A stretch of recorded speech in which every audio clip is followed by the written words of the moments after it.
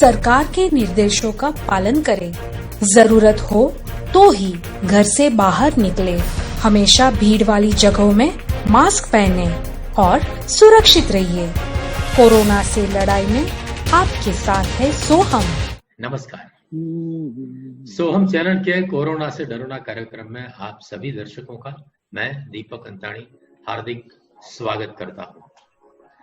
आज हमारे मेहमान जो है वो संगीत क्षेत्र की हस्तियां हैं और उनका एक एल्बम कान्हा की बंसी करके है, एक गाना है, उसके वही गाने के सिंगर्स, म्यूजिशियन और गीतकार, गायक, गायिका, गीतकार और संगीतकार आज एक ही साथ हमारे कार्यक्रम में उपस्थित है। कार्यक्रम की शुरुआत करने से पहले हमारे आज के जो सेलिब्रिटी मेहमान जिसको बोल सकते हैं, जो सेलिब्रिटी अतिथि है, वो पद्मश्री अनूप जलोटा जी को बिलेटेड हैप्पी बर्थडे। कल 29 जुलाई थी, आपका हैप्पी बर्थडे था। हम आपको जन्मदिन की शुभकामनाएं देते हैं, जन्मदिन की बधाइयां देते हैं और कार्यक्रम की शुरुआत करते हैं। धन्यवाद। पद्मश्री अनूप जलोटा को कौन नहीं जानता है। देश विदेश में भजन सम्राट के नाम से वो प्रसिद्ध है। गजल गायक और भजन गायक है। मेरे ख्याल से हर घर में हर रोज उनके भजन सुनने से ही दिन की शुरुआत शायद होती होगी। भारत सरकार ने उन्हें 2012 में पद्मश्री के सम्मान से नवाजा है। अनूप जलोटा जी, आपका इस कार्यक्रम में हार्दिक स्वागत है। प्रणाम। नमस्कार, धन्यवाद। आज के हमारे दूसरे अतिथि हैं श्री केवल कुमार जी, जो संगीतकार हैं, सिंगर हैं, म्यूजिक कंपोजर के लिए उन्होंने 2 बार, सिंगर और म्यूजिक कंपोज करने के लिए उन्हें 2 बार नेशनल अवार्ड के सहित बहुत सारे प्रतिष्ठित अवार्ड्स और सम्मान प्राप्त हुए हैं। हिंदी फिल्म करिश्मा किस्मत का, भोजपुरी फिल्म नैया सनैया और कई सीरियल्स के लिए उन्होंने म्यूजिक दिया है, जिसमें जाने माने गायकों को उन्होंने गाने गवाए हैं। आकाशवाणी के नेशनल प्रोग्राम जैसे कई प्रतिष्ठित कार्यक्रम में भी उन्होंने हिस्सा लिया है। केवल कुमार जी, आपका इस कार्यक्रम में हार्दिक स्वागत है। प्रणाम। आपको भी प्रणाम। धन्यवाद। आज के हमारे तीसरे अतिथि है डॉक्टर पूजा देवान, जो गायनेकोलॉजिस्ट हैं, आईवीएफ और की होल सर्जरी में निष्णात है। मुंबई और दिल्ली की प्रतिष्ठित अस्पतालों में उन्होंने सेवाएं दी हैं। Royal college of obstetrician and gynaecologist London के वो फेलो है। मेडिकल साइंसेस में पीएचडी की है। कई सारे प्रतिष्ठित सम्मान और अवार्ड्स उन्हें प्राप्त हुए हैं। साथ ही में हिंदुस्तानी शास्त्रीय संगीत में विशारद हैं और ध्रुपद कमार में उन्होंने तालीम ली है। टाइम्स म्यूजिक के राष्ट्रीय एल्बम सुमिरन से लेकर कई सारे टीवी, रेडियो कार्यक्रम उन्होंने दिए हैं। पूजा जी, आपका इस कार्यक्रम में हार्दिक स्वागत है। धन्यवाद दीपक जी। आज के हमारे चौथे अतिथि है श्री अशोक हमराही। साहित्य, संगीत और कला तीनों क्षेत्र में बहुत जाना पहचाना नाम है। उनका चेहरा भी आपको देखा हुआ लगता होगा। सामाजिक कार्यकर्ताओं के तौर पर साहित्यिक क्षेत्र में भी विविध संस्थाओं के स्थापक, सदस्य और सक्रिय कार्यकर के रूप में उन्होंने अपना उल्लेखनीय योगदान दिया है। कई साप्ताहिक, मासिक, पत्र और पत्रिकाओं निकालने में उनकी सक्रिय भूमिका रही है। उन्होंने शिक्षण संस्थाएं की स्थापना की है, जिसमें आर्थिक रूप से कमजोर छात्रों को प्राथमिकता दी जाती है। इस बीच लखनऊ दूरदर्शन पर एंकर, लेखक और मुंबई विविध भारती तथा एफएम गोल्ड पर आरजे के रूप में उन्होंने सेवाएं दी है। जी न्यूज चैनल में भी काम किया है। समाचार पत्रों में संपादक के तौर पर काम किया है। उत्तर भारतीय नाम एनसाइक्लोपीडिया के संपादन में सहकार दिया है। 10 साल धार्मिक चैनल आस्था में रहकर प्रसिद्ध कार्यक्रम दिए हैं। टाइम्स म्यूजिक, टी सीरीज जैसी कई कंपनियां में आकाशवाणी और दूरदर्शन के लिए भी गीत, गजल, भजन लिखने में अशोक हमराही जी ने रिकॉर्ड कायम किया है। लेखक के तौर पर उनके कई रूपक फीचर, 6 उपन्यास, 4 काव्य संग्रह, नाटक, नृत्य नाटिका, टीवी धारावाहिक और फीचर फिल्म भी उन्होंने लिखे हैं। उत्तर प्रदेश संगीत नाटक अकादमी पुरस्कार में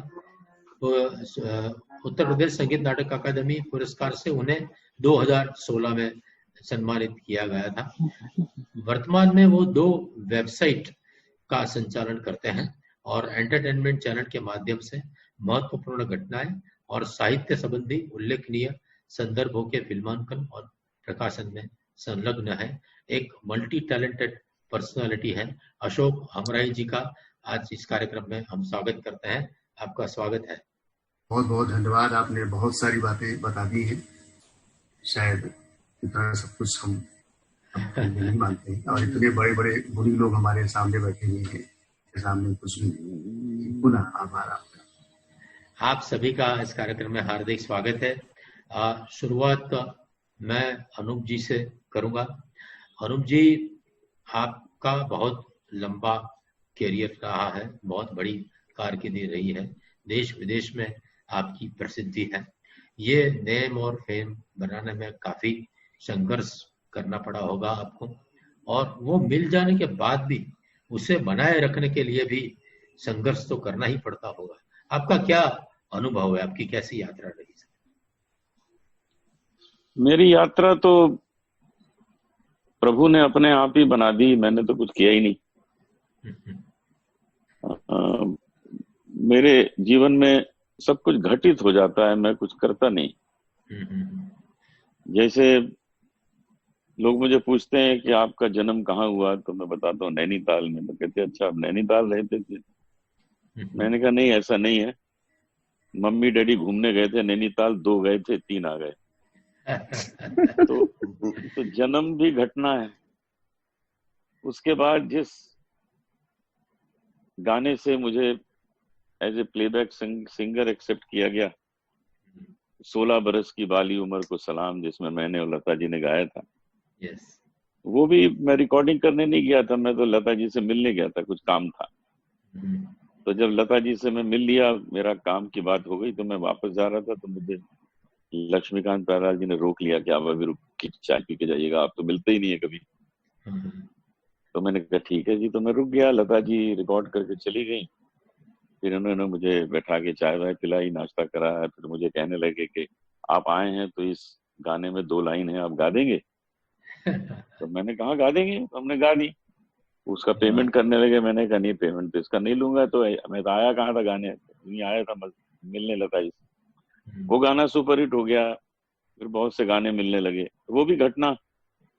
उसके बाद जो एल्बम हमारा हिट हुआ पहला, भजन संध्या, जिसमें ऐसी लागी लगन, रंग दे चुनरिया, मैया मोरी, जग में सुंदर है 2 नाम, वो भी घटना है। हम तो एक प्रोग्राम करने गए थे हरे कृष्णा मंदिर जुहू में, बॉम्बे में। तो प्रोग्राम करके हम आ गए, जन्माष्टमी का प्रोग्राम करके। 1 महीने बाद फोन आया कि जी वो आपने जो गाया था ना उस दिन, वो बड़ा अच्छा लग रहा है, उसको हम पॉलीडोर को देना चाहते हैं।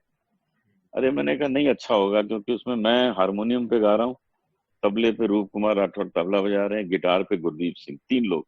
मैंने कहा इसका क्या एल्बम बनाओगे? कहते नहीं एक बार जरा आप सुन लीजिए। तो मैं स्टूडियो गया सुनने, सुना मैंने कहा इसमें मंजीरा भी नहीं है, मंजीरा होना चाहिए कम से कम, भजन का रंग तो लगे। तो चंद्रू आत्मा जी के छोटे भाई इंद्रू आत्मा जी को बुलाया, उन्होंने मंजीरा उसमें डब किया। तो मैंने कहा आप सुनने में थोड़ा ठीक लग रहा है, चलो इसको रिलीज कर दो। तो जब म्यूजिक कंपनी ने मंजीरे के साथ सुना, तो मुझे कहा जी अब तो हम इसका डबल एल्बम रिलीज करेंगे। अरे मैंने सिंगल बिकता नहीं, आप लोग डबल बनाएंगे? नहीं, हम तो डबल बनाएंगे। उन्होंने डबल एल्बम रिलीज कर दिया। फिर रेस्ट इज हिस्ट्री, रातों रात घर घर में वो भजन पहुंच गया। ये भी घटना ये मैंने कहाँ रिकॉर्ड किया था, हम तो एक प्रोग्राम करके आ गए थे। तो मेरे जीवन में सब घटित होता है, मैं कुछ करता नहीं हूँ। तो न तो संघर्ष है, न ही कोई प्रयत्न पूर्वक किया हुआ है। जो है ईश्वर ने दे दिया, तो अपना कर्म करते हैं बस। और ईश्वर ने सिखाया भी वही है। अब हानि लाभ जीवन मरण यश अपयश विधि हाथ, तो हमारे ऊपर रह क्या गया? कर्म रह गया। यस, हानि लाभ भी उन्होंने रख लिया अपने पास, जीवन मरण भी अपने पास रख लिया, और मान और अपमान भी अपने पास, यश अपयश भी रख लिया। तो हमको क्या दिया? कर्म करो तो अपने खजाने में से थोड़ा थोड़ा तुम्हें देते रहेंगे। कोई फैक्ट्री लगाओगे, ठीक से चलाओगे तो हम उसमें प्रॉफिट दे देंगे। बराबर है। तो हर काम में तुम अच्छा करोगे तो देते जाएंगे। तो हम तो अपना कर्म कर रहे हैं, क्योंकि कुछ अपने हाथ में है नहीं जो हम सोचें कि हमें ये बनना है और हम ये बन जाएंगे। हमको थोड़ी पता था कि हमको भजन में इतना नाम हो जाएगा। हम तो क्लासिकल गाते थे। लेकिन होता क्या है कि हम भजन, गजल, गीत, फिल्मी गाने सब गाते थे। वो कोई मिठाई की दुकान होती है ना, तमाम मिठाइयाँ होती हैं, लेकिन लोग कहते हैं यार इसकी रसमलाई बहुत अच्छी होती है, तो लोग उसकी रसमलाई खाने आते थे। तो हमारे पास सारी मिठाइयाँ हैं, लेकिन लोग कहते हैं यार इसका भजन बहुत अच्छा है। तो सब कुछ जो है वो ईश्वर ने अपनी इच्छा अनुसार सब प्रोग्रामिंग कर ली है, मैंने कुछ किया नहीं। अब ये जो भजन गाया है, बांसुरी, अब हम तो बचपन से केवल कुमार जी को सुनते रहे हैं। केवल, हम इनको भाई साहब बोलते हैं, केवल भाई साहब, इनके हम पैर छूते हैं। तो इनका कहीं पता लगता था प्रोग्राम है, ये और पद्मजा गिरवानी जी गाती थी, तो हम पहुंच जाते थे।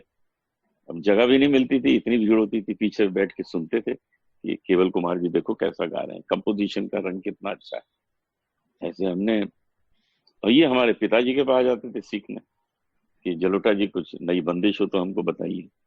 तो देखो ऐसे संबंध बनते हैं कि सीखने को जहां मौका मिला हम सीखते रहे, काम करते रहे। और आज भी वही है कि ये इनकी वजह से हमको ये भजन गाने को मिला। मुझे फोन आया पूजा जी का। अब पूजा जी को मैं व्यक्तिगत रूप से नहीं जानता हूँ, लेकिन जब इन्होंने फोन पे मुझे बताया कि ये भजन है जो अशोक जी ने लिखा है और केवल जी ने संगीतबद्ध किया, मैंने कहा इसमें कोई बात ही नहीं रह गई ना कहने वाली, सब कुछ तो है इसमें, सारा कुछ तो आपने इसमें डाल दिया। अब मेरी आवाज हो ना हो तो फर्क ही नहीं पड़ता, आप खुद ही गा लीजिए अकेली। तो कहने लगे नहीं इसको डुएट गाने का मन है। तो मैंने चलिए डुएट गाते हैं, क्योंकि इसके पहले भी मैं केवल जी के संगीत में गा चुका हूँ, अशोक जी के कविताएं गा चुका हूँ। और जब ये गाना गाने का मौका मिला तो इसमें मुझे, लेकिन इन्होंने, पूजा जी ने इसमें मुझे बहुत तंग किया। पूजा जी ने मुझे मुझे बहुत बहुत, ये बहुत परफेक्शनिस्ट हैं, और हम तो ऐसे ही गांवठी आदमी, हमको कुछ आता जाता है नहीं। तो एक एक चीज, ये इसमें ये करिए, इसमें ऐसे करिए, कपड़े आपको ये पहनने हैं, आपको पीछे हरियाली होनी चाहिए, और जब आप सरगम गाएं तो सरगम आप बैठ के गाइएगा, क्योंकि मैं भी बैठ के गा रही हूँ। मतलब एक एक चीज में इन्होंने मुझे अपना डायरेक्शन जो है, ये किसी राज कपूर से कम ये है नहीं। तो ये जो कहती गई हम करते गए, और रिजल्ट तो अच्छा आना ही था। जो डायरेक्टर ऐसा होता है, म्यूजिक डायरेक्टर ऐसा होता है, लिरिक राइटर ऐसा होता है, तो चीज तो अच्छी बननी है। अब इतना अच्छा भजन बन गया, मुझे ना जाने कितने लोगों के अब तक फोन आ गए कि यार ये तो कमाल की चीज बनाई है, और मेरे जीवन का अभी तक का सबसे अच्छा वीडियो है ये, जो किसी प्रोफेशनल वीडियोग्राफर ने नहीं खींचा है। वो फोटोग्राफर हमारे कुक हैं, उनको मैंने कैमरा पकड़ा दिया, ले भाई खींच, उसने खींचा, क्या अच्छा सब काम हो गया। तो ये होता है जो ईश्वर जब करना चाहता है कोई चीज, अपने हाथ में ले लेता है कि इसको अच्छा करना है। उसने अच्छा बना दिया। फिर पूजा जी तो कर नहीं, अच्छी गायिका, तो सब मिला जुला के एक अच्छी चीज बन के सामने आ गई। यस, बहुत विनम्रता से, आपका बड़प्पन है, आपने ये ऐसी बात कही। पर ये बात सही है कि एक ईश्वर का आशीर्वाद रहता है, जब हमारा कर्म करने का भाव सही रहता है तो सब अपने आप हो जाता है, जैसे ऊपर वाले की कृपा से। बट उसके लिए लायक बनना भी तो हमारे कार्य क्षेत्र में आते हैं, हमें लायक समझते हैं तभी जाके हमको ये आशीर्वाद प्रदान होते हैं। तो आपकी, हाँ जी, जब लोग औहदे में बड़े हो जाते हैं, गुणी हो जाते हैं, और हम यहाँ पे मेरे साथ लोग हैं, तीनों मुझसे उम्र में बड़े हैं, तीनों मुझसे औहदे में बड़े हैं। जब हम इन लोगों को लुकअप टू करते हैं, अभी जैसे आपने अनूप जी की बात करी, वो अपना पूरा कार्य का श्रेय धर्म और कर्म पर डाल रहे हैं। यही खासी इन लोगों की भड़प्पन होता है कि जो भी कर रहे हैं, एफर्ट जो है। अब इनके तरफ से, जैसे मैंने कहा कि मेरे पिताजी ने ये वीडियो शूट करा, वो तो एडमिनिस्ट्रेटर, उन्होंने आज तक कभी अपना फोन का फोटो नहीं लिया होगा। बट कहने का तात्पर्य ये है कि संयोग तो होता ही है। पर आपने जो बात खासी अभी अनूप जी के बारे में गौर की हो, वो ये है कि उन्होंने अपनी सारी मेहनत, अपनी सारी कार्यशैली, प्रेरणा का श्रेय दूसरे पे डाला और भगवान पे डाला। और यही बड़प्पन है, और यही लायकात के कारण ईश्वर के आशीर्वाद हमेशा ऐसे लोगों के साथ रहते हैं। केवल कुमार जी, आपका तो बहुत बड़ा करियर है, आपकी इतनी सीनियर है आप। ये जो कोरोना महामारी का समय है, इसमें काफी डर है, काफी कुछ अनिश्चितताएं हैं, तो ऐसे समय में मानसिक स्वस्थता बनाए रखने में संगीत किस तरह से महत्वपूर्ण साबित हो सकता है? देखिए, ऐसा है कि संगीत अपने ही एक उपचार भी है। आपने देखा होगा कि संगीत का असर कैसे कैसे होता है, जैसे पौधों पर, इंसान पे। तो शुरुआत ऐसी हुई कि मेरे मित्र श्री अशोक हमराही जी, उनका अचानक 21 दिन और 21 गाने हम लोग शुरू करें, क्योंकि लॉकडाउन हो गया है। तो मैंने कहा आपका आइडिया बहुत अच्छा है, आप गीत भेजिए। गीत भेजा उन्होंने, तो मजे की बात यह है कि गीत देखा और उसकी धुन बन गई। मैंने इस पे कोई भी कंपोजिशन बैठ के किया नहीं, सारे गाने अपने आप हो गए।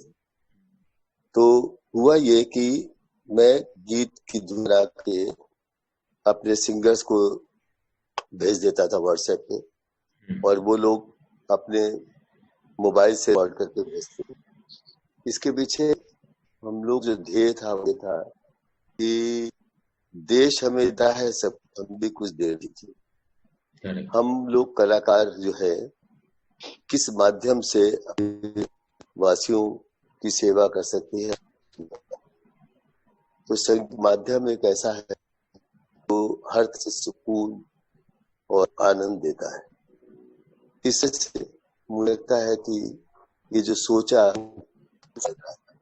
और जैसे हम लोगों ने ये इस काम को आगे बढ़ा, तो किसके बाद ये स्थिति रही, इतने लोग इसमें जुड़ गए कि हम लोग सोचा कि अब एक सुबह और एक शाम देते। वो हुआ क्या कि इतने अच्छे अच्छे कलाकार पे आ गए। अब देखिए पद्म जी, अनूप जलोटा जी, जिनके बारे में कहना दीपक को दीप दिखना, सूर्य को दीप, उषा मंडल, चंदन दास जी, पंडित सुखदेव त्रिवेदी जी, बहुत बड़े कलाकारों ने इसमें भाग लिया। और मैं अपने महसूस हूँ कि मुझे संगीत सेवा करना अवसर प्राप्त हुआ। इतने अच्छे कलाकारों के लिए संगीत करने का अवसर मुझे प्राप्त हुआ। कैसा हो ये हमें कुछ नहीं मिला। अगर आप लोग अच्छा लगा है तो ये मैं, और मेरे पास जो फोन आते कि जो गीत हम लोग सुनते तो हम लोग को बहुत कुछ मिलता है, बड़ा आनंद मिलता है, और रोज हम इंतजार करते हैं। तो हमें लगता है शायद हम लोग कुछ अच्छा काम। यस सर, ये आपने बहुत अच्छी बातें बताई। पूजा जी, ये जो गाना अभी प्रसिद्ध हुआ है, ये कैसे संभव हुआ? कैसे आपको सबको इकट्ठा किया? कैसे ये प्रोजेक्ट बना? लॉकडाउन जब 25 मार्च को शुरू हुआ, तो पहला लॉकडाउन 1 जब हुआ तो 21 दिन के 21 गाने हर रोज सुने, नए गाने। इसके तहत मुझे एक फोन कॉल आया हमराही जी से। जब मैंने अपनी पहले एल्बम रिलीज करी थी, तो जब उसकी पहले दिन की स्टूडियो में शूटिंग थी, जो कि मेरे लिए पहला दिन था स्टूडियो में, तो अभी इन्होंने नाम लिया पंडित सुखदेव चतुर्वेदी जी का, जिनकी मैं शिष्या हूँ, जो मेरे गुरु रहे मुंबई में। तो उन्होंने भी इस मुहिम में जुड़े थे। तो उन्होंने मेरे को कहा कि आप एक बहुत बड़े लेखक यहाँ आ रहे हैं, अशोक हमराही जी, तो आप बिल्कुल आगाह रहिएगा और एक नमस्ते अच्छे से बोल दीजिएगा। तो वो मेरी मुलाकात थी उनके साथ 2013 में, और उसके बाद मेरा कोई खासा संपर्क उनके साथ रहा ही नहीं। और उनकी वाइफ राजू जी के साथ 2 साल पहले एक टीवी एक रेडियो का शो किया था, जिसमें मुझे पता ही नहीं था कि राजू जी इनकी वाइफ है, वो तो मुझे बाद में पता चला। तो इन्होंने जब फोन करा, कहा कि आप एक गाना गाएं, तो मैंने कहा कैसे होगा। तो फिर भी वो गाना हुआ और कई सारे क्षेत्रों में आकाशवाणी के मंच पे भी वो गाने चले और वो बहुत अच्छा रहा। वो गाना था ओ नंदलाला ओ गोपाला सुन लो अरज हमारी। केवल जी ने पूरा उसको कंपोज करा, मुझे बताया यहाँ पे सुर सही नहीं है, इस तरह बदलो। और उस वक्त तो वाकई लॉकडाउन था कि मतलब कोई अपने घर से बाहर सब्जी वगैरह खरीदने को भी नहीं जा रहा था। उसके बाद दूसरी श्रृंखला में अवतार लो धरा पर गाना केवल जी ने कंपोज करा, बहुत सुंदर ही, कि मतलब कृष्ण का ऐसा अवतार हो, विष्णु जी का ऐसा अवतार हो कि वो धरती पर आए और इस तरह तार दें धरती को कि एक नए कि ये कोरोना जो है महामारी हट जाए। तो जब ये दो अच्छे से हो गए और फिर हमने कहा कि सभी लोग सोलो गा रहे हैं, कोई डुएट नहीं गा रहा है और हम भजन गाना चाह रहे हैं, तो इन्होंने मुझे बोला कि आप अनूप जलोटा जी को कांटेक्ट करें। तो मैंने कांटेक्ट करा ये सोच के कि पता नहीं कोई फोन भी मेरा उठाएगा कि नहीं और कोई मेरी बात को तवज्जो देगा कि नहीं। बट जो बड़प्पन होता है वो ये होता है कि सबको सबकी बात सुनो, सबको संग लेके चलो। और ये खासियत मैंने अनूप जी में देखी और उन्होंने मेरे को पूरा तवज्जो दिया, मेरी पूरी बात सुनी। और जैसे वो कह रहे हैं कि मैं उनको कुछ कुछ चीजें कहती रही और उन्होंने हर चीज को ऑनर किया। You know that is very important. आप इतने बड़े हैं और आपने मेरी बात का मान रखा, हर चीज को ऑनर किया और ये गाना बना। इस गाने में खासी बात ये थी कि जब अनूप जी से बात हुई तो हमारी चर्चा में ये निकला कि क्यों नहीं हम कोई राधा और कृष्ण के स्वरूप का गाएं जिसमें डुएट जस्टिफाई हो। और उसमें भी फिर मैंने इनको हवेली संगीत का एक गाना श्रृंगार रस में सुनाया, तो वहां से बात निकली और हमराही जी ने उस चीज को पकड़ लिया और उन्होंने ये गाना बनाया कि शाम तेरी बंसी में क्या है ऐसे गुण कि सबके मन भाई इसकी प्यारी धुन। तो रस में डूबी राधा अपने प्रिय कृष्ण की बंसुरी की मधुर ध्वनि का रहस्य ढूंढती हुई इस गाने में चर्चित है और वहां से निकला ये गाना। संयोग और सभी बड़े लोगों का साथ और आशीर्वाद। एक आध लाइन इस गाने की सुना ही दीजिए। ये डुएट है, अनूप जी के साथ गाएंगे। शाम तेरी बंसी में क्या है ऐसे गुन, शाम तेरी बंसी में क्या है ऐसे गुन, सबके मन भाई इसकी प्यारी धुन। राधा ये बंसी है शिव का है शिव का राधा ये सी है शिव का उपहार, इसीलिए इसमें मिले स्वर धुनी स्वर के तार और इसमें मेरे भी प्रीत है समाई, इसीलिए सबके मन भाई इसकी धुन, इसीलिए सबके मन भाई इसकी धुन। वाह वाह वाह, कमाल का गाना है, कमाल के शब्द है। हमराही जी, मुझे आपसे थोड़ा जानना है कि सब जानते हैं वैसे कि संगीत में लिरिक्स, गीत का बहुत बड़ा सुर और साहित्य का बहुत गहरा नाता है, पर इस नाते के बारे में मुझे आपके कमेंट्स, कैसा नाता है, क्या नाता है, क्योंकि आपने बहुत गाने लिखे हैं। दीपक जी, सही बात है, सभी जानते हैं कि संगीत और गीत का क्या नाता है, क्या रिश्ता है। लेकिन गीत रचना, शब्द रचना एक अलग बात हुई। एक कवि कविता लिखता है, गीतकार गीत की रचना करता है, लेकिन वो पूर्ण तब होता है, पूरा तब होता है जब उसको संगीत का साथ मिल जाता है। करेक्ट।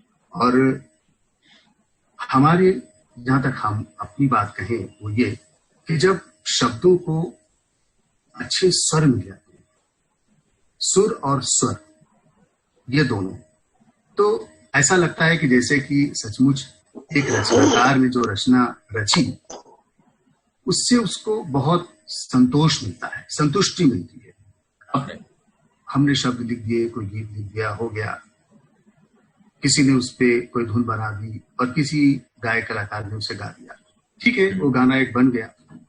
गीत भी है, संगीत भी है, सब कुछ है। लेकिन जब उसका संगीत ऐसा हो जो लोगों के दिल को छू जाए, आवाज ऐसी हो जो लोगों को भाए, तो बड़ी तसल्ली मिलती है। और हम इस मामले में अपने आप को सौभाग्यशाली मानेंगे कि जब से ये सफर शुरू हुआ, गीत लिखना, कविताएं लिखना, ये तो बचपन से ही रहा। हम छोटे ही थे, शायद 7-8 साल के रहे होंगे, तो उस समय हम तुम बंदियां जैसी किया करते थे, और खासतौर से जो गद्य होता था उसको भी गा गा के पढ़ा करते। और गा गा के जब पढ़ते थे तो एक लाइन पढ़ते थे तो अगली लाइन अपने आप कुछ मीटर में आ जाती थी, हालांकि उसमें अपने भाव नहीं होते थे। अब कबीरदास का एक दोहा हमने पढ़ा, उसको हमने गाया, कल पर काम न छोड़िए कल जाने कब होए, पल पल छिन छिन की घड़ी बहुर न आवे खोए। ये हमने लिख दिया, जबकि कबीरदास का तो अलग भाव हमारे नहीं है। शब्दों को हमने अलग अलग ढंग से, एक जो ये बचपन में ही हमने लिखी थी इसलिए हमें याद है, और शायद ये प्रारंभिक दौर की रचना रही होगी किसी वक्त की, 7-8-9 साल की। तो इसी तरह धीरे धीरे सफर चलता गया और आज इस मकाम पे पहुंचा है कि हम गीत लिखने का रियाज करने लगे। हमसे बहुत सारे लोग कहते हैं कि ये जो आप कर रहे हैं, केवल जी के साथ कर रहे हैं, ये क्या पागलपन है। हमने कहा हम दोनों ही पागल हैं वास्तव में, और सच में अगर केवल जी का साथ न होता तो ये कोई दूसरा संगीतकार इस काम को कर नहीं सकता था। गीत लिखते, कोरोना के गीत लिखते, कुछ थोड़ी बहुत गीत लिखते और उन गीत को अपने वेबसाइट पर डाल देते, हो जाता थोड़ा बहुत, बस काम खत्म हो जाता। लेकिन केवल जी का साथ मिला, 21 दिन से गाने की शुरुआत हुई, 21 दिन 21 गाने, और इसके बाद 21 दिन 21 गाने से जो एक यात्रा शुरू हुई वो आज की तारीख में 215 नंबर का गाना गया है। इतने सारे गाने, और इन सभी गानों में केवल जी का जो समर्पण है वो है। और हम जितने भी इसमें गायक कलाकार हैं, जितने भी गायक कलाकारों ने इसमें सहयोग दिया है, हम उन सभी के आभारी हैं। किसी ने मना नहीं किया। कुछ लोगों ने थोड़ा, उनकी कुछ परेशानियां रही होंगी तो उन्होंने भले ही कहा हो कि अभी हम नहीं गा सकते, लेकिन सब आए इसमें, और उन लोगों ने अपने साधन से गीत गाए। हमने तो शब्द लिख दिए, उन शब्दों को केवल जी ने धुन बना दी। लेकिन शब्द और धुन ये पर्याप्त तो होती नहीं है, इसके बाद का काम होता है।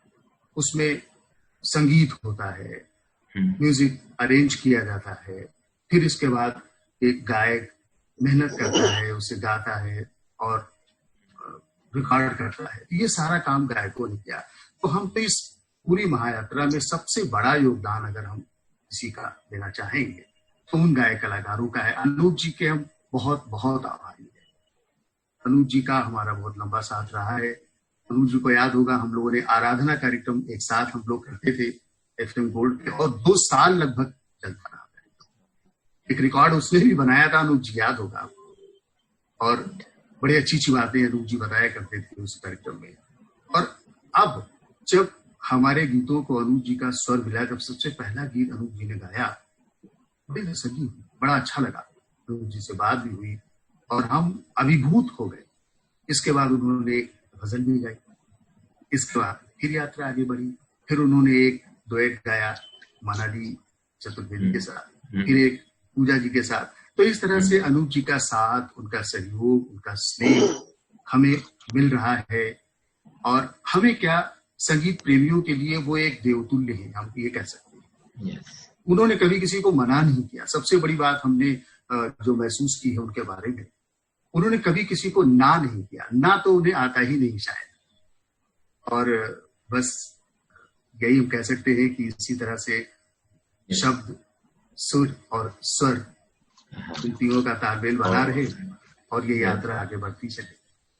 हमराही जी ने जो ये गीत लिखा राधा कृष्ण का, उसमें एक 2 ऐसी पंक्तियां हैं जो मैं समझती हूँ इतनी गहराई की हैं कि उन्हीं के जैसा कवि ऐसा लिख सकता है। उसमें बंसुरी में लिखा है कि बंसुरी में छिद्र हैं अनेक, और उन वाह। छिद्रों से, मतलब एक बंसुरी एक सॉलिड वुड में खोद खोद के बनती है और उसमें छिद्र यानी छेद बनाए जाते हैं। तो श्याम, तुम्हारी बंसी में छिद्र हैं अनेक, और उन छिद्रों से जो ध्वनि निकलती है, हर छिद्र से बट रहे हैं राग अनेक अनेक। वाह, क्या बात, सोच क्या बात। देखिए कितनी सुंदर है। बहुत बढ़िया, बहुत बढ़िया। और इसीलिए ऐसा गाना लोगों को पसंद आता है। अनुप जी, आप भजन सम्राट के तौर पर प्रसिद्ध है, पर उतने ही प्रसिद्ध गजल सम्राट के तौर पर भी है। तो ये भजन और गजल, ये दोनों गाने में आपका प्रभाव गायक के तौर पर कैसा रहता है? आपको क्या महसूस होता है दोनों गाने के बाद? देखिए, भजन और गजल जो है वो तो कविता है, वो गाना थोड़ी है। एक जो भगवान के लिए चीज लिखी जाती है उसको भजन कहते हैं, Correct. जो महबूबा के लिए लिखी जाती है उसको गजल कहते हैं। Yes. उसका संगीत से कोई मतलब नहीं है। लेकिन संगीतकार, एक गायक, अगर वो निपुण गायक है, उसने अपने संगीत का मटेरियल अच्छा तैयार किया है, तो उस मटेरियल से वो शर्ट भी बना सकता है, कुर्ता भी बना सकता है, पजामा भी बना सकता है, उससे सलवार भी बन जाएगी। मटेरियल अगर अच्छा है, और अगर मटेरियल अच्छा नहीं है तो उससे कुछ नहीं बन पाएगा, सब चीज खराब हो जाएगी। तो अगर मटेरियल संगीत का उसके पास अच्छा है तो उससे वो भजन भी गा लेगा, उससे वो गजल भी गा लेगा। हाँ, उसकी नॉलेज चाहिए होगी कि जब वो गजल गाए तो उसको उर्दू की नॉलेज हो, भजन गाए तो उसको हिंदी की अच्छी नॉलेज हो, ब्रिज भाषा की हो, अवधी की हो। तो ये एक फर्क जरूर है। लेकिन भजन और गजल स्वयं में संगीत नहीं है, संगीतकार को सीख कर आना पड़ेगा और उसको पेश करना पड़ेगा अच्छी तरह। जैसे मैंने आपको बताया कि मैं सभी कुछ गाता हूँ, लेकिन लोगों को मेरे भजन इसलिए ज्यादा पसंद आए तो उनको लगा कि मैं भजन ज्यादा अच्छा गा रहा हूँ। और शायद ये बात भी सही है कि मैं भजन जो है वो गजल से ज्यादा अच्छा गाता हूँ, इसलिए लोगों ने मुझे भजन में ज्यादा स्वीकार कर लिया। तो मुझे बहुत खुशी है कि मुझे किसी क्षेत्र में तो स्वीकार किया ना भाई, हमें तो अपना काम करना है, कहीं तो पसंद करो भाई। तो उनको अगर भजन में पसंद, मुझे भजन में पसंद किया तो बहुत भाग्यशाली समझता हूँ। गजलों के मेरे बहुत कार्यक्रम होते हैं। मैंने तो मेहंदी हसन साहब के साथ, गुलाम अली साहब के साथ, जगजीत सिंह, सबके साथ न जाने कितने प्रोग्राम किए हैं सारी दुनिया में। तो वो गजलों की एक महफिल होती है, एक भजन की होती है, सब कुछ करता हूँ। तो आज मुझे इस कार्यक्रम में आके अपनी बातें बता के बहुत अच्छा लगा। इस भजन के बारे में बात हुई, हमारे बड़े भाई जैसे केवल भाई साहब से मिला, आज मैं इनके दर्शन किए। तो मैं तो आप सर, लोगों मैं से आज्ञा चाहूंगा। आज्ञा तो हम ऑफ कोर्स देंगे, पर अगर आपके पास वक्त हो और 2-3 मिनट का, तो जाने से पहले आपकी 2 लाइन सुने बिना तो हम आपको कैसे हाँ, जाने जरूर दे सकते जरूर हैं? जरूर, मैं आपको सुनाता हूँ, बंसी की ही बात है। बजते बजते बजते बजते आज अचानक मेरी बंसी टूट गई। बजते बजते आज अचानक मेरी बंसी टूट गई। इस छोटी सी बात पे मुझसे राधा रानी रूठ गई। इस छोटी बात पे मुझसे राधा रानी रूठ गई। शाम तेरी बंसी पुकारे राधा नाम, शाम तेरी बंसी पुकारे राधा नाम। लोग करे मीरा को यूं ही बदनाम, लोग करे मीरा को यूं ही बदनाम।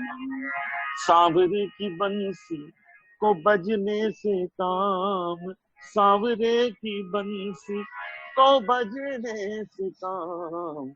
राधा का भी शाम वो तो मीरा का भी शाम, राधा का भी शाम वो तो मीरा का भी शाम।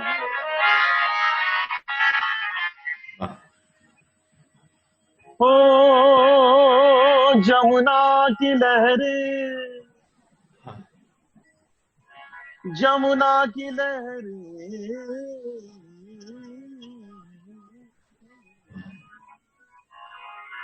गबनी सनी पर पानी सगे सनी पर दीपगा गपरी गपरी गपनी बनी सगा सगा पनी गपनी सनी सा दा सनी सनी गपनी सा। जमुना की लहरें बंशी बट की छैया, किसका नहीं है बोलो कृष्ण कन्हैया।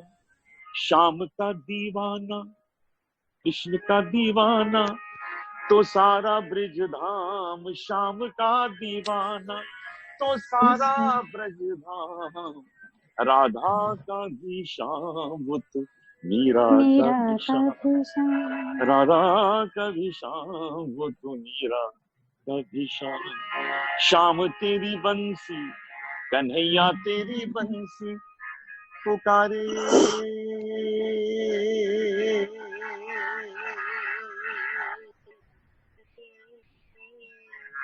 राधा लोग करे मीरा तो यूं ही बदनाम, लोग करे मीरा तो यूं ही बदनाम, लोग करे मीरा तो यूं ही बदनाम। क्या बात, बहुत बढ़िया, बहुत बढ़िया।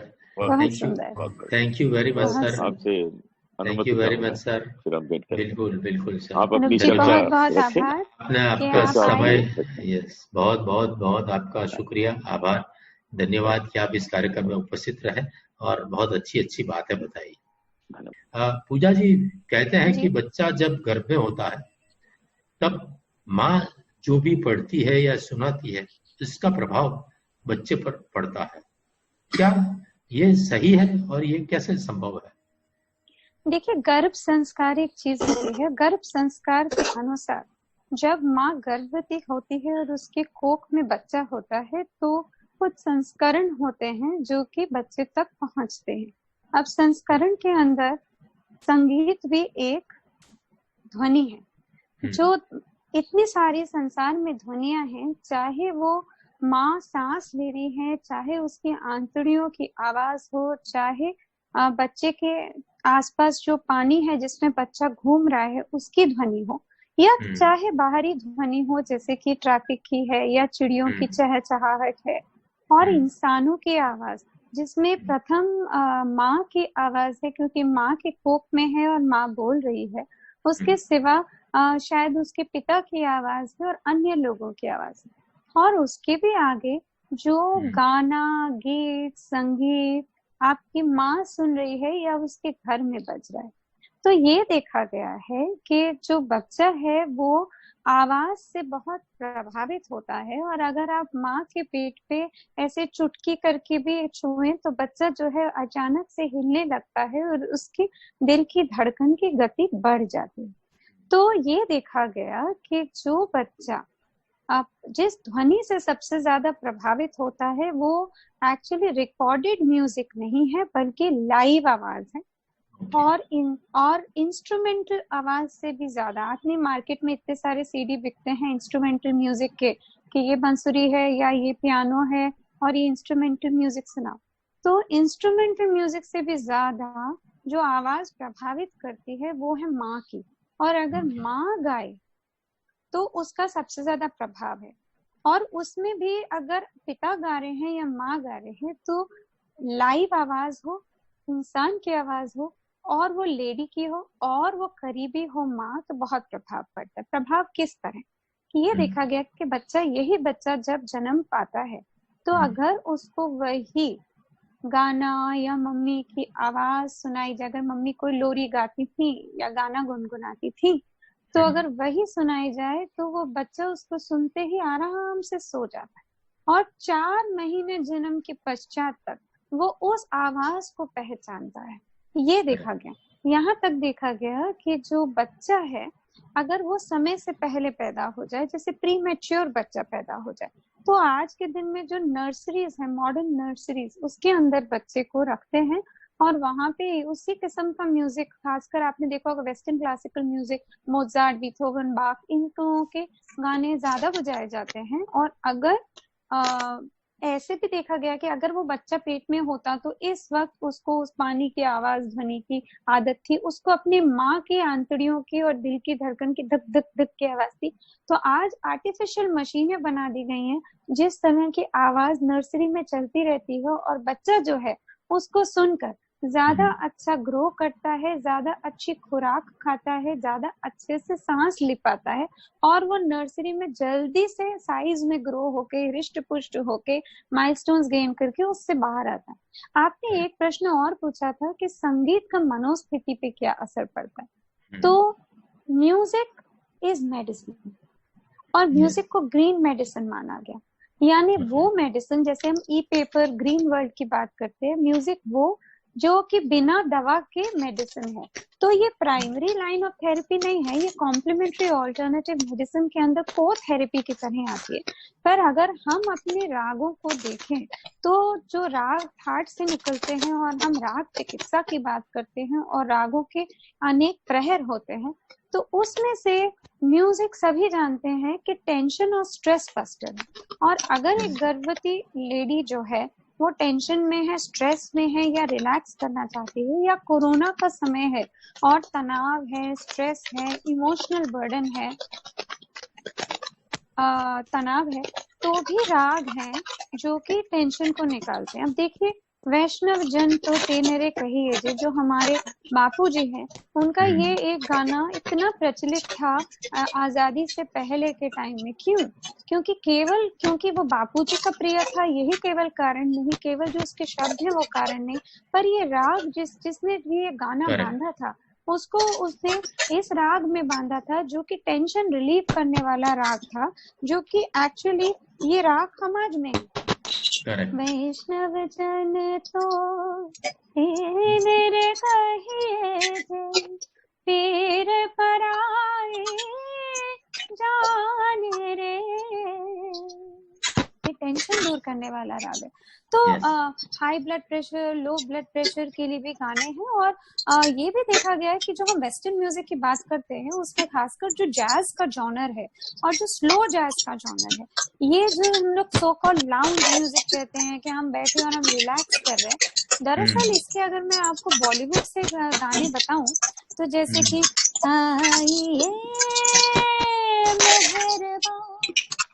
या फिर बाबूजी धीरे चलना, प्यार में जरा संभलना, ये जो जैज म्यूजिक है ये डायरेक्टली वेस्टर्न क्लासिकल का आउटपुट है इनटू जैज। और जैज में स्लो जैज जो कि एक्चुअली टेंशन रिलीफ करने के लिए। और ध्वनियां जो हैं, चाहे वो मंत्र है, चाहे वो शंख की ध्वनि है, चाहे वो ओम का उच्चारण है, और चाहे वो कुदरत की आवाजें हैं, चाहे वो चिड़ियों का चहचहाना है, चाहे वो पानी की बूंदाबांदी है, हवा की आवाज है, पत्तों की सरसराहट है, जो भी कहें, ये सब म्यूजिक थेरेपी के अंदर हैं, जो कि गर्भावस्था में और बाकी समय में भी हम लोगों को तनाव रहित करती है। बहुत अच्छी बात आपने बताई। हमराही जी, आपने बहुत कुछ लिखा है, बहुत सारी कविताएं लिखी है, आपको जो पसंद हो, आपको जिसमें मौज आए, ऐसी कोई एक आपकी रचना सुनाइए। जी दीपक जी, रचनाएं तो बहुत सारी लिखी, और एक हम ये कह सकते हैं कि हमें रचनाएं जो है वो लिखने के बाद आगे बढ़ गए। याद बहुत कम रहती है, क्योंकि फिर आगे अभी और गीत चाहिए, और ज्यादातर गीत हमने लिखे हैं जब किसी को कोई जरूरत हुई कि हमें इसके लिए चाहिए एल्बम बनाना है, ये करना, तो उसको उसी तरह से हमने संजोने की कोशिश की। लेकिन तो जो आपने कहा ना कि आनंद तो हमें लगता है कि एक जब रचना पूरी हो जाती है तब आनंद आता है, और वो कैसी भी रचना हो, किसी भी तरह की हो, किसी भी रूप में आए, चाहे वो गीत बन के आए, चाहे गजल बन के आए, या किसी और रूप में आए, तो जब पूरी होती है तो आनंद आता है। हम आपको कुछ लाइनें वो सुनाते हैं जो इस मुहिम में शुरू हुई थी। मतलब इस मुहिम की पहली, हम कह सकते हैं वो पहली रचना थी जब हमने ये मुहिम शुरू किया था, घर पर रहें घर पर सुने। तो ये लगाना कि अब तो सारे लोग घर में बंद हैं और बहुत सारी ख्वाहिशें हैं, बहुत सारी बातें हैं, अब हम उन्हें पूरा नहीं कर सकते। हमारा मन है घूमने का, हमारा मन और भी बहुत सारी बातें का है, लेकिन वो बातें हम पूरी नहीं कर सकते। तो एक रचना बनी, ख्वाहिशें दहलीज के उस पार हैं, ख्वाहिशें दहलीज के उस पार हैं, जिंदगी के साथ हम इस पार हैं। क्योंकि हम अपनी जिंदगी के साथ जिंदगी बचा रहे हैं, घर में हैं। तो ख्वाहिशें दहलीज के उस पार हैं, जिंदगी के साथ हम इस पार हैं, अब कोई दस्तक नहीं, आहट नहीं। अब हमारा कोई मिलने वाला आने वाला नहीं, कोई दस्तक नहीं देने वाला। अब कोई दस्तक नहीं, आहट नहीं, भागती फिरती कोई चाहत नहीं। अब कोई दस्तक कोई आहट नहीं, भागती फिरती कोई चाहत नहीं, खुद से खुद के जुड़ गए अवतार हैं। ख्वाहिशें दहलीज के उस पार हैं, तश्नगी में हम भटकते ही रहे। ये अपनी अतीत का, तश्नगी में हम भटकते ही रहे, भ्रम के साए से उलझते ही रहे, खुल गए अब मन के सारे द्वार हैं। वास्तव में लॉकडाउन में बहुत सारी बातें हुई, बहुत कुछ अच्छा बुरा जरूर हुआ, लेकिन हम अपने बहुत करीब आए, अपने बहुत पास आए, अपने बारे में सोचने का, अपने बारे में समझने का हमें मौका मिला। और इस तरह की बहुत सारी रचनाएं इस अभियान में शामिल हुई, ये भाव आए और हमने गीत रचे। हम एक रचना आपको और सुनाना चाहेंगे, और ये इरशाद। ये एक भक्ति रचना है, राधा का प्रसंग है, और बहुत अच्छी रचना हमें लगी। और इसमें भ्रम अलंकार का प्रयोग, भ्रम भी है, संदेह भी है। देखिए, संदेह और भ्रम का किस तरह से उपयोग होता है। बरसात का समय है और बरसात में राधा बैठी हुई है, कृष्ण का इंतजार कर रही है, कृष्ण की प्रतीक्षा कर रही है। अब गीत शुरू होता है, प्रीत के रंग में डूबी राधा, सोच रही है मन ही मन में। प्रीत के रंग में डूबी राधा, सोच रही है मन ही मन में, श्याम यही है पास हमारे, या भ्रम छाया आज। बहुत सुंदर, बहुत सुंदर। अपने घनश्याम भी तो कहते हैं ना।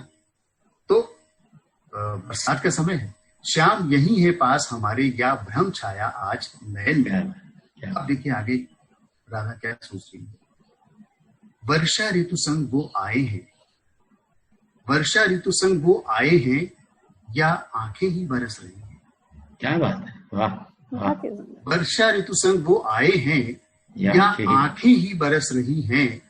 फहराया है पीतांबर, फहराया है पीतांबर, या फिर बिजली ही चमक रही है। वाह वाह, क्या बात। फहराया है पीतांबर, या फिर बिजली ही चमक रही है। यूं ही ये मन मचल रहा है, यूं ही ये मन मचल रहा है, या वो बैठे हैं मधुबन में। राधा सोच रही है कि यूं ही ये मन मचल रहा है, या वो बैठे हैं मधुबन में।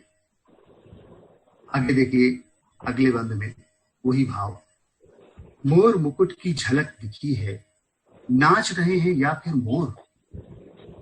मोर मुकुट की झलक दिखी है, नाच रहे हैं या फिर मोर। बंशी की धुन गूंज रही है, या है ये बादल का शोर। मोर मुकुट की झलक दिखी है, नाच रहे हैं या फिर मोर। बंशी की धुन गूंज रही है, या है ये बादल का शोर। आह उन्होंने पकड़ी मेरी। देखिए भाई ही यहाँ एक कोमल भावना, एक कोमल जो कवि की कल्पना होती है। बाह उन्होंने पकड़ी मेरी, या कंपन है आज पवन में। क्या बात है, वाह वाह। बाह उन्होंने पकड़ी मेरी, या कंपन है आज पवन में। और अब एक बंद इसका और है, श्याम इधर से गुजरे हैं, या झुककर छाए हैं घनश्याम। क्या बात है, क्या सुंदर। गजब गजब। श्याम इधर से गुजरे हैं या झुककर छाए हैं घन श्याम, नयन दिखे हैं या कि सरोवर में मुस्काते अंबुज श्याम। वाह वाह। नयन दिखे हैं या कि सरोवर में मुस्काते अंबुज श्याम, उर पर है वैजंती माला। वैजंती माला, उर पर है वैजंती माला, इंद्रधनुष है या कि गगन में। वाह वाह। उर पर है वैजंती माला, इंद्रधनुष है या कि गगन में, प्रीत के रंग में डूबी राधा, सोच रही है मन ही मन में, श्याम यही है पास हमारे या भ्रम छाया आज नए। क्या बात है, बहुत बढ़िया, बहुत सुंदर, बहुत दीपक जी, सुंदर। मैं समझती हूँ कि ये जो लॉकडाउन था और इसमें जो ये तमाम समय मिला और अवसर मिले, ये दसों चीजें हमारे लिए नई बनी और टेक्नोलॉजी नई आई और घर पे भी ज्यादा समय पे गुजरना पड़ा, काम भी ज्यादा करना पड़ा। बट 3 चीजें जो मैं मानती हूँ जो कि इनके संगीत की वजह से जिन चीजों पे, जैसे अभी इन्होंने इतनी सुंदर रचनाएं बताई, जो आत्म खोज होती है और जो आत्मचिंतन है, यानी जो हम इंट्रोस्पेक्शन कर रहे हैं, जो हम सेल्फ रीडिस्कवरी कर रहे हैं हमारी, और जो हम इनसाइटफुलनेस विपश्यना कर रहे हैं, ये 3 चीजें, इनके गीत संगीत जो ये हर रोज रिलीज करते थे, उसमें जो भाव था उससे बहुत जो अंतर्मन विकसित होता है उस पे बहुत प्रभाव पड़ा बहुत से लोगों का। और इन्होंने ये कहा था कि मैं संगीत का यज्ञ करना चाहता हूँ, ऐसा महायज्ञ जिसमें प्रतिदिन गीतों की आहुति हो और एक दृढ़ संकल्प सभी गीत गायक कलाकार करें कि हम लोग उसमें जुड़े और हम उसमें कंट्रीब्यूट करें। ये जो मुहिम है वो लॉकडाउन 4 के बाद अब अनलॉक में चल रही है और काफी बुलंद है। और ये भी चर्चा हो रही है कि अब इस मुहिम के तमाम जो गायक हैं वो मिलके एक किस्म का एंथम गाना करें, जिससे कि हम लोग उसमें जुड़ सकें और 5-6 लोग मिलके एक किस्म से अपने गीतों की आहुति मिल कर दें, क्योंकि मोस्टली तो लोगों ने अकेले दी टेक्नोलॉजी सब साथ में एक साथ समूह में काम। बहुत अच्छा विचार है, आप लोगों ने बहुत अच्छा काम किया है। केवल जिसे मैं अंत में 2 सवाल करना चाहूंगा। अवश्य। एक तो या अभी हम संगीत की इतनी सारी अपने मनोस्थिति पर असर होती है, इतने अच्छे संस्कार पढ़ते हैं, तो वर्तमान फिल्म संगीत के बारे में आपके क्या प्रतिभाव है? ये आपका प्रश्न बहुत उत्तम है, बहुत अच्छा है। इसमें एक्चुअली क्या है कि जो पहले संगीत की रचना होती थी और रिकॉर्डिंग होती थी, वो और अब जो टेक्नोलॉजी आ गई है उसकी वजह से संगीत के ऊपर बहुत ही बुरा प्रभाव पड़ा है। ऐसे तो देखा जाए आसान हो गया, मल्टी ट्रैक रिकॉर्डिंग हो रही है, तबले वाला तबला बजा गया, वायलिन वाला वायलिन बजाया, या गाया कोरस हो गया, फलाना हो गया। एक्चुअली क्या संगीत जब एक साथ मिल के एक भाव में रहते हैं, वो जो रचना होती है वो प्रभावशाली होती है। इस तरह से सब अपने अपने उसका कोई मतलब नहीं होता, इसीलिए गाने आप देखते होंगे कि दिल पे उतना असर नहीं करते। एक बात। दूसरी बात, संगीत रचना की जो बात है, पहले एक एक रचना जो की जाती थी, चाहे उसके लिरिक्स हो या धुन हो, महीनों उस पे काम होता था। गीतकार, संगीतकार, जो डायरेक्टर है, वो प्रोड्यूसर, सब बैठते थे साथ साथ। फिर उसके बाद म्यूजिशियंस को भी जोड़ा जाता था और फिर जो संगीत तैयार होता था, जो गाने तैयार होते थे, वो अमर हो जाते थे। एक और बात भी बता दें कि कई रिहर्सल जो गायक कलाकार करते थे पहले, वो कई दिन तक रिहर्सल करते थे और उसके बाद फिर आकर के गाते थे। अब सोचिए जब ये गाना बहुत अच्छी तरह से याद हो गया, उस समय जब गाया जाएगा तो उसमें भाव और जो इमोशंस है वो कैसे आएंगे, और जो अभी भी तैयार किया गया है और गाया जाए उस पर क्या, ये आप समझ सकते। तो ये जी की बात पे यही मैं बोलूंगी कि जो वो कह रहे हैं कि जब हम कहते हैं ना होलिस्टिक एजुकेशन, कि सब सारे एस्पेक्ट्स जुड़ गए, इसी तरह होलिस्टिक म्यूजिक एक चीज होती है। होलिस्टिक म्यूजिक ना अपने बाथरूम में, अपने कोने में, अपने अकेले में गायकी नहीं होती। अभी जैसे इन्होंने कहा मास्टरिंग होती है, तो लेयर बाय लेयर, एक तबलची आ गए तो एक बंसुरी वाले आ गए तो मेल वॉइस आ गई तो फीमेल।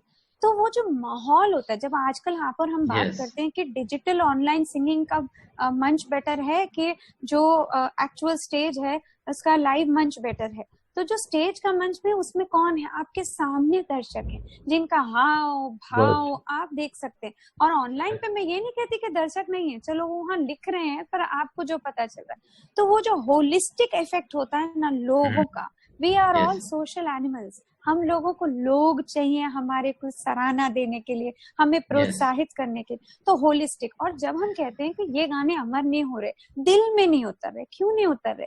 क्योंकि जिसने गाया है उसके भी तो दिल में उतरने का समय देना था। ये थोड़ी के फोन करा आप आइए आके गा लीजिए। अब केवल जी गाना बना के देते हैं तो उसको 4 बार सुनिए, 5 बार सुनिए, उसके बाद मन के अंदर जब चलते फिरते इधर उधर सब टाइम आप उसे गुनगुना रहे ना, दिल में उतरेगा।